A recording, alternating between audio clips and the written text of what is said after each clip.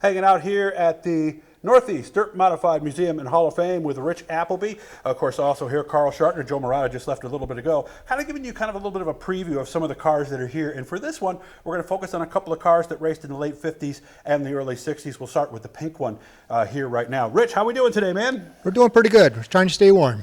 So tell me about this car, because this was an Oswego Speedway car. What did they call it? I think it was a B stock car from 57 to 60. Yes, it's just a flathead Ford that they ran in the V8s. And they used to do a lot more modifications. They had aluminum heads and stuff. But this has still got the steel stock heads on this one. Yep. And the flathead was, I mean, you talk about an engine that could go in a racing Hall of Fame. This could be right there. This would probably be one of the first ones, wouldn't it? Absolutely, yep. They had the 2 water pumps, the whole bit, you know. This has got the newer distributor in it and stuff, so. What was it about the flathead that made it so popular? Well, it was a V8. That was the big thing. And they started modifying, hot rodding them stuff back in the 40s and the 50s. And I also heard, because my dad was a big fan of Fords back in the day, he was looking for a 40 Ford for a long time, said those flatheads were known for durability as well. Yes, long, and they're built like a lawnmower.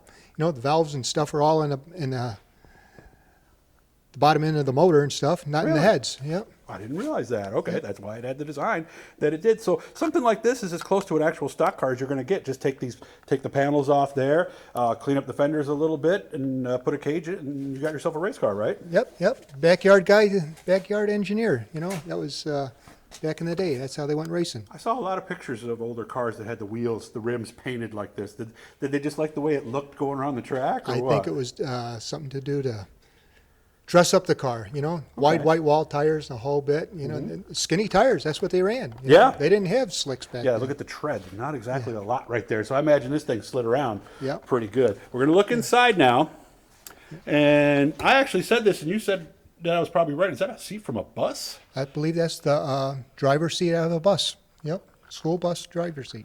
And we're going to take a look at the dash real quick. So basically take some of the stuff out. Glove box is missing, obviously, but again, just basically cleaning it up almost like an enduro car of today. Right, exactly. Something simple. They didn't have many benders back in the day, so they just tried to use like a tree or a tree branch to take a piece of pipe and bend it around to get it to contour to the door and stuff. Yeah, and you can tell by the cage here, too. You said this is a little bit better than some of the cages you've seen. Oh, yes, yep. Some of the welds and stuff like that are kind of rough, you know. It'd scare you to death now. Probably would never pass inspection. Yeah, and look at the helmet, too, by the way. That's at the bottom. So that's not going to protect you too much, I wouldn't think. Yep, so. a little leather ear protection, yeah. So. And now we're going to go to the front of this next one here and talk about this, called the Raging Bull. And we're going to do the same thing here. What do we know about this car, Rich? Well, it looks like I believe it's a car out of New Jersey they brought up, and I think it ran asphalt too, you know. And this is more of a sedan. Were they mostly coupes, or were a lot of the sedans that would race too? Sedans and coupes. You know, it depends what they could find out of the junkyard, cheap and ready to go racing. And look at this. We actually have a little tread on these tires here differently. Boy, this bumper's not going anywhere, is it? No. She's hooked to the frame. Yeah, she sure is. Some rebar for support. You know? I don't know how they bent it, but that's going to take a little bit there. Get a little air in the front here. You got a little room here for some air to get in, also some air to come in up here. And that's how we can always tell it's an asphalt course, because it has a windshield, right? Yeah, absolutely. Yep. Now, the mud would pack in if you didn't. Now, they did a lot of work in here, because they moved the steering wheel to the center. They moved the seat to the center. This is a little bit more work than the car we just saw, isn't it? Yes. Yep. It was a little bit more modern, I guess. You can see the helmet. Obviously not a full-face helmet. The shifter down there, nice and red so you can see it pretty quickly. Fuel shut off right there, so that's where the fuel line would be right there. A lot more gauges in this car. I'm kind of surprised that there's as many gauges as there is on this one. Yep, probably just the same thing, the oil, temperature, and your tack.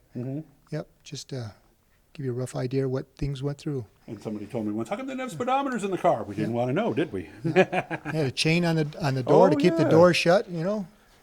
That is like an enduro car. Yeah. So, and this cage, I like what they did on the cage too. That's some nice work in there. You can't really see it with it being all black and everything, but they did a nice job on the cage on this. Yep. Is that the fuel filler right there? Right in the back, yes. Okay. Yep.